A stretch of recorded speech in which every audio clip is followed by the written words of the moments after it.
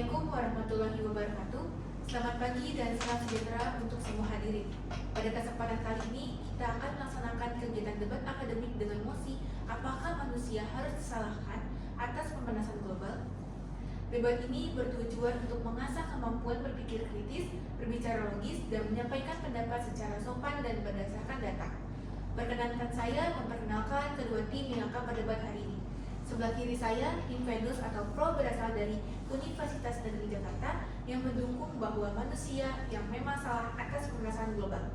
Sebelah kanan saya, tim Merkurius atau Kontra berasal dari Universitas Negeri Jakarta yang menolak mosi tersebut dan berpendapat bahwa manusia tidak salah atas pemanasan global ini.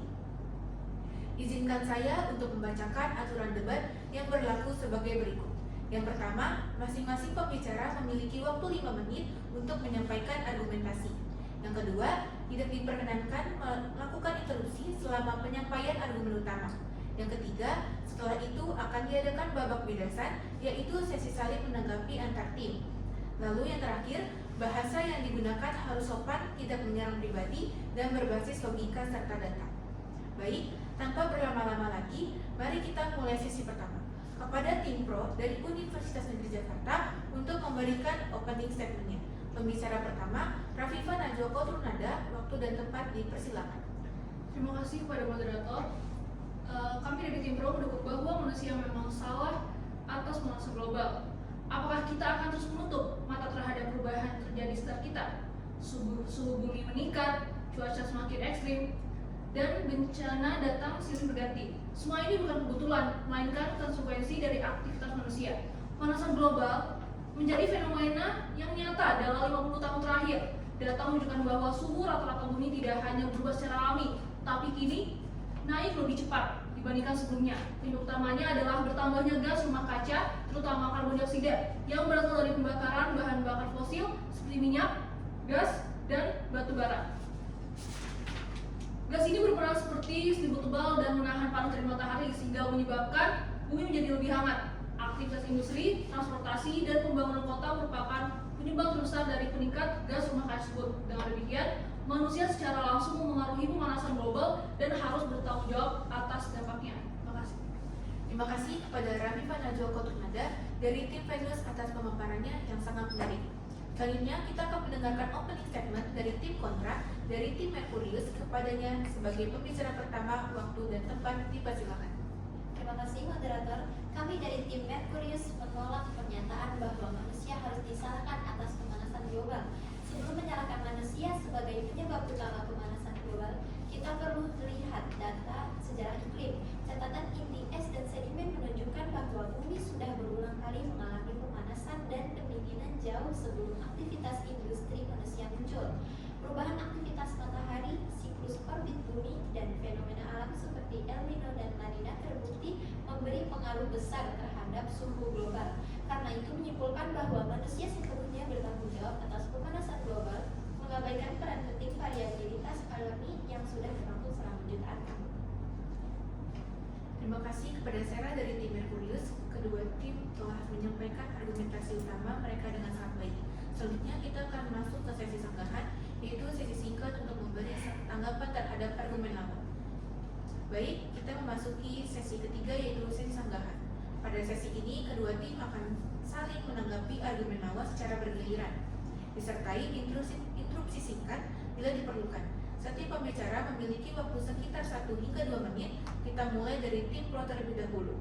Untuk sesi ini, pembicara akan berbicara berdasarkan sudut pandang masing-masing, empiris atau dampak. Silakan Dea dari tim Merkurius, tim Pro sebagai pembicara tim Venus.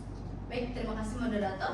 Berdasarkan data WMO dari Program Observasi Bumi Copernicus Uni Eropa, rata-rata suhu permukaan bumi 3 minggu pertama di bulan Juli 2023 mencapai 16,5 derajat Celcius. Hal ini menyatakan 1,5 derajat Celcius lebih buruk dari suhu global sejak era pra-industrian. Faktor utamanya dari bahan bakar seperti batu bara, minyak, dan gas yang kita gunakan sehari-hari untuk transportasi. Menurut data Dinas Lingkungan Hidup dan Kehutanan Provinsi Riau, menyatakan bahwa 1 unit mobil menghasilkan 0,27 kg CO2 dan 1 unit motor menghasilkan 0,15 kg CO2. Hal ini menyatakan jika kita kalikan dengan penduduk Indonesia Indonesia yang memiliki kendaraan yang berjumlah 147 juta, maka banyak sekali CO2 yang dikeluarkan. Salah satunya seperti aktivitas industri juga merupakan dampak yang akan memengaruhi pemanasan global. Seperti menurut Badan Pusat Statistika, jumlah industri di Indonesia mencapai 30.788 pada tahun 2021. Jika aktivitas industri ini saja bisa menghasilkan banyak sekali pemanasan global, maka pemanasan global di Indonesia akan terus meningkat. Data ini menegaskan bahwa pada dasarnya pemanasan global memang bersumber dari ulah manusia. Baik, dia menekankan pada kenaikan suhu sejak era perindustrian berdasarkan data empiris. Sekarang kita beri kesempatan kepada Najwa dari tim Merkurius, tim Kontra juga dari sudut pandang empiris untuk memberi kesanggahan. Silakan Najwa. Baik, terima kasih moderator. Terhadap argumentasi dari Saudari Dea yang menyatakan bahwa manusia harus disalahkan atas pemanasan global tidak sepenuhnya benar. Dari data yang dinyatakan hanya memuat emisi CO2 dari bahan bakar fosil.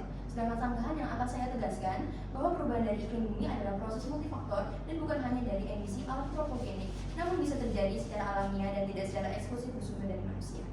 Menurut studi Land 2018 dan Minarik et al. 2020 mendukung peran variabilitas matahari dan perubahan iklim, di mana fluktuasi intensitas radiasi matahari secara historis memengaruhi iklim, pemanasan dan pendinginan secara alami. Perubahan jangka panjang dalam orbit bumi, yaitu eksentritas, obliquity, dan presesi yang memicu siklus iklim alami seperti zaman es yang berlangsung selama ribuan tahun. Kemudian aktivitas vulkanik yang dimana gunung berapi adalah sumber alami CO2. Erupsi kuat dapat menyebabkan pendinginan sementara melalui pelepasan sulfat aerosol yang memantulkan sinar matahari seperti yang dianalisis oleh USGS atau Hansen et al. 1992. Natural feedback merupakan faktor alami seperti perubahan bentukan awan, pencarian es laut, mengubah albedo, dan pelepasan metana dari lahan basah. Dapat mempengaruhi suhu global secara mandiri, sebagaimana dibahas secara ekstensif dalam laporan IPCC.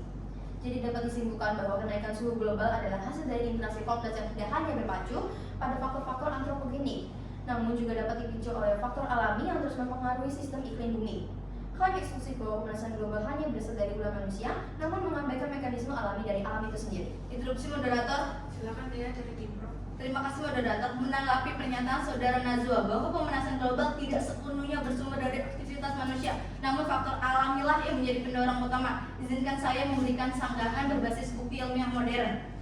Saya setuju bahwa sistem iklim bumi bersifat multifaktor. Namun pemanasan global yang terjadi sejak beberapa tahun hingga saat ini tidak dapat dijelaskan oleh mekanisme alami. Seluruh data dari paleoklimatologi, satelit dan observasi atmosfer juga menyatakan bahwa peningkatan suhu yang cepat dan signifikan saat ini dipicu oleh aktivitas manusia.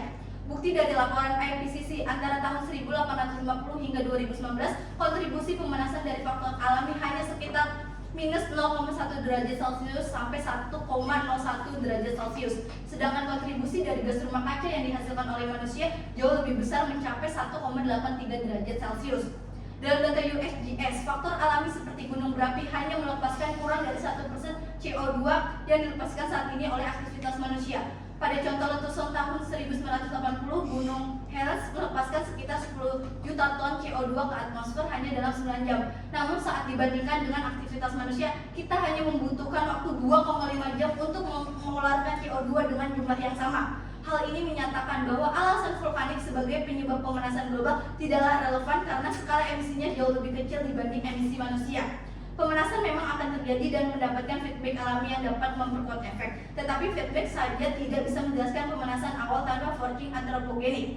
Berdasarkan paparan data ilmiah dapat ditegaskan bahwa meskipun faktor alami memang turut memengaruhi iklim bumi, tapi seluruh bukti utama tertuju pada aktivitas manusia, mulai dari laju kenaikan CO2 hingga pola pemanasan yang hanya cocok dengan emisi manusia. Laporan yang ada menyatakan bahwa penyebab pemanasan global lebih didominasi oleh manusia. Dengan demikian, argumen yang menyatakan pemanasan global dipicu oleh faktor alami tidak sejalan dengan temuan ilmiah modern yang kuat dan terverifikasi. Baik, terima kasih atas paparan data yang komprehensif dari saudari, dan saya sepakat bahwa data Anda menyoroti korelasi kuat antara peningkatan gas rumah kaca antropogenik dan kenaikan suhu.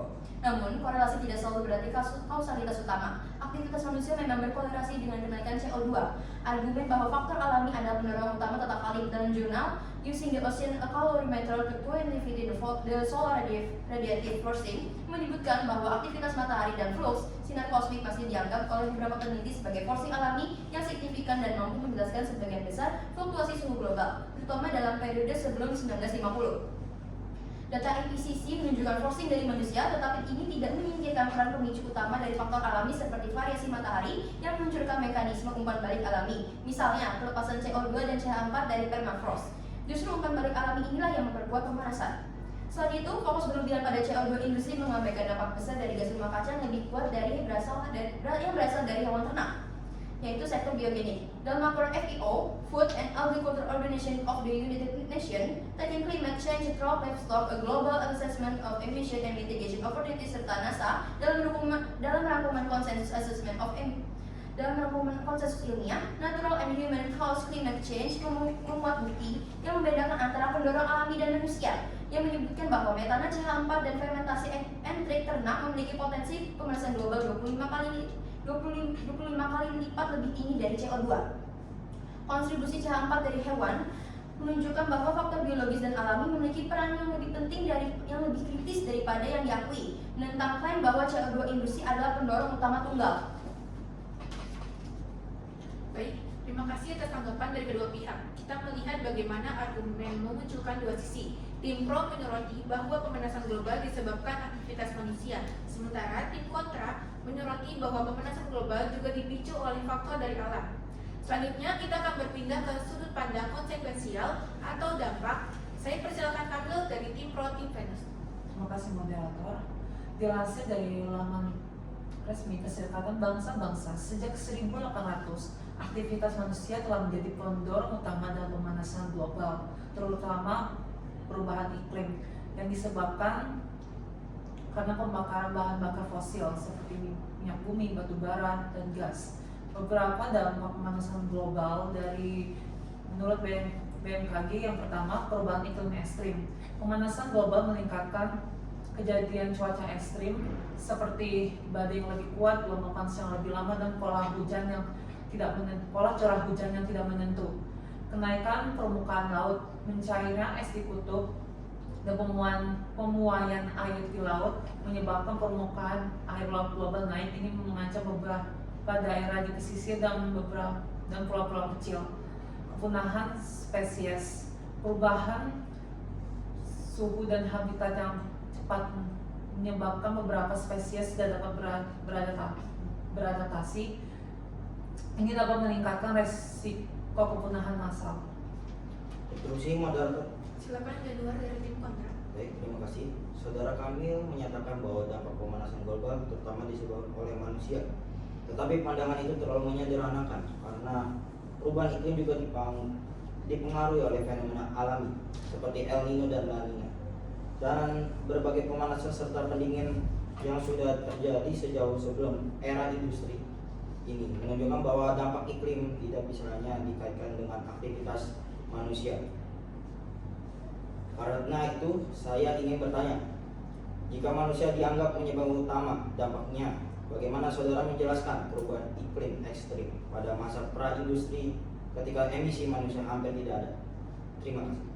Baik, terima kasih atas pertanyaannya. Benar bahwa perubahan iklim sudah terjadi sejak zaman industri, bahkan jauh sebelumnya. Perubahan ini dipengaruhi oleh faktor-faktor alami seperti perubahan orbit bumi, aktivitas matahari, dan letusan gunung berapi. Namun ada perbedaan yang jelas. Perubahan iklim alami terjadi dalam jangka waktu ribuan bahkan jutaan tahun.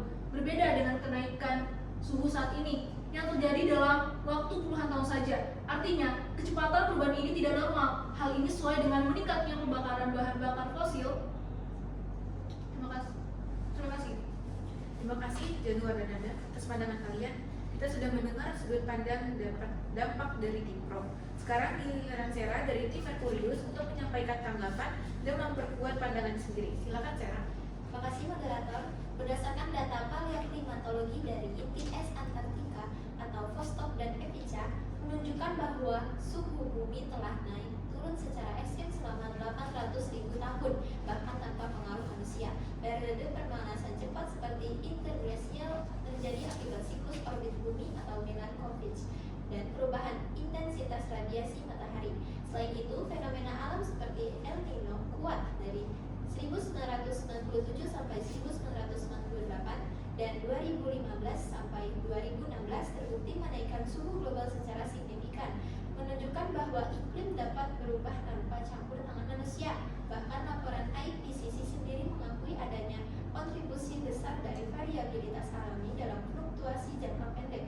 Dampaknya, jika pemanasan global dianggap sepenuhnya kesalahan manusia, maka kebijakan penanganannya menjadi tidak seimbang, mengabaikan kebutuhan untuk meneliti dan mengantisipasi faktor alam seperti letusan gunung besar, perubahan arus laut, atau aktivitas matahari. Tanpa melihat faktor-faktor tersebut, strategi mitigasi bisa salah arah dan kurang efektif. Luar biasa. Terima kasih Sarah atas penyampaian yang penuh. Kita telah melihat perdebatan dari dua sisi. Dari segi empiris, tim pro menyoroti data mengenai penyebab pemanasan global dari emisi gas rumah kaca yang disebabkan manusia. Sementara tim kontra menyoroti alam menjadi pelaku pemanasan global. Dan dari segi dampak, tim pro manusia mungkin bukan satu-satunya penyebab, tetapi merupakan faktor utama yang mempercepat pemanasan global ke tingkat yang mengancam adaptasi ekosistem. Laju kecepatan perubahan adalah masalah utamanya, sedangkan tim kontra menyoroti perubahan iklim dan fluktuasi suhu global didorong oleh faktor-faktor alami yang signifikan, siklus orbital, aktivitas matahari, fenomena seperti El Nino. Dengan ini sesi sanggahan resmi saya tutup. Selanjutnya kita akan beralih ke sesi keempat, yaitu closing statement, di mana masing-masing tim akan menyimpulkan posisi mereka secara singkat. Baik, hadirin, kita telah sampai pada sesi terakhir, yaitu simpulan. Pada sesi ini, masing-masing tim akan menyampaikan pernyataan akhir untuk memperkuat posisi mereka terhadap MOSI. Apakah manusia harus disalahkan atas pemanasan global? Waktu yang diberikan untuk setiap tim adalah 3 menit. Kita mulai dari tim Venus, dipersilakan kepada Dea. Baik, terima kasih moderator. Sebagai penutup, izinkan saya menegaskan bahwa bukti ilmiah modern secara konsisten menunjukkan satu hal, bahwa pemanasan global saat ini bukanlah fenomena alami semata, melainkan hasil nyata dari aktivitas manusia. Faktor-faktor alami memang mempengaruhi iklim, tetapi intensitasnya tidak sebanding dengan percepatan pemanasan global dalam 150 tahun terakhir, yang meningkat seiring naiknya emisi dari pembakaran fosil, deforestasi, dan industrialisasi. Dengan kata lain, kita bukan sekedar saksi, tetapi ikut aksi dalam perubahan iklim modern. Karena itu, solusi pun ada di tangan kita, mulai dari pengurangan emisi, energi bersih, dan kebijakan pada keberlanjutan. Maka hari ini, saya tegaskan, mengakui peran manusia dalam pemanasan global adalah langkah awal untuk menyelamatkan masa depan. Terima kasih kepada Dea dari tim Venus. Selanjutnya kita beralih ke tim Merkurius. Dipersilahkan kepada Najwa untuk menyampaikan kesimpulan akhir. Terima kasih moderator. Kesimpulan kami dari tim kontra tetap sama, yaitu tetap berpendirian bahwa ada resiko penyederhanaan berlebihan dalam menaikkan percepatan pemanasan global hanya dengan aktivitas industri dan pembakaran fosil. Ilmu pengetahuan iklim modern juga harus secara jujur mengakui bahwa variabilitas iklim alami seperti perubahan siklus matahari dan osilasi lautan memiliki peranan yang lebih besar dan tidak boleh diabaikan. Lebih lanjut, ketika kita berbicara tentang emisi metana CH4, kita juga harus menyoroti sumber biologis non manusia yang signifikan. Kontribusi dari sektor hewan seperti sapi, domba, dan kambing adalah proses alami lainnya yang menunjukkan bahwa kita tidak bisa menempatkan seluruh beban tanggung jawab pada corong asal dari knalpot saja, apalagi kepada manusia itu sendiri. Untuk solusi yang efektif, kita harus memiliki pemahaman yang menyeluruh tentang semua faktor, baik secara alami, industri maupun biologis. Baik, terima kasih kepada kedua tim atas penyampaian simpulannya. Kita telah mendengar dua posisi kuat. Tim pro menekankan penyebab pemanasan global dari manusia, sementara tim kontra menyatakan bahwa manusia tidak sepenuhnya salah dan pemanasan global dapat disebabkan dari aktivitas alam. Dengan ini, sesi simpulan resmi ditutup. Baik, hadirin sekalian, tibalah kita di penghujung kegiatan debat hari ini. Kita telah bersama-sama menyaksikan jalannya perdebatan yang sangat menarik dengan topik apakah manusia harus disalahkan atas pemanasan global. Dalam debat ini, tim pro dari tim Venus Universitas Negeri Jakarta menekankan bahwa manusia memang harus disalahkan atas pemanasan global, mulai aktivitas industrialisasi, pembakaran hutan, sampai bahan bakar yang digunakan dalam aktivitas sehari-hari. Mereka berpendapat bahwa aktivitas manusia memang harus disalahkan atas terjadinya pemanasan global. Sementara itu, tim kontra tim Merkurius dari Universitas Negeri Jakarta berargumen bahwa manusia tidak sepenuhnya dapat disalahkan karena alam dan hewan juga berkontribusi besar atas efek gas rumah kaca yang menyebabkan pemanasan global. Kedua tim telah menyampaikan pandangan dengan data, logika, dan etika yang sangat baik, disertai sisi sanggahan yang kritis namun tetap sopan. Semoga debat hari ini tidak hanya memperkaya wawasan kita tentang dunia pendidikan, tetapi juga menumbuhkan semangat berpikir kritis dan menghargai perbedaan pendapat. Saya Alia selaku moderator mengucapkan terima kasih kepada tim pro dari Universitas Negeri Jakarta, tim kontra dari Universitas Negeri Jakarta, serta seluruh audiens yang telah menyimak dengan antusias. Dengan ini debat resmi saya nyatakan ditutup. Terima kasih dan sampai jumpa pada kesempatan berikutnya.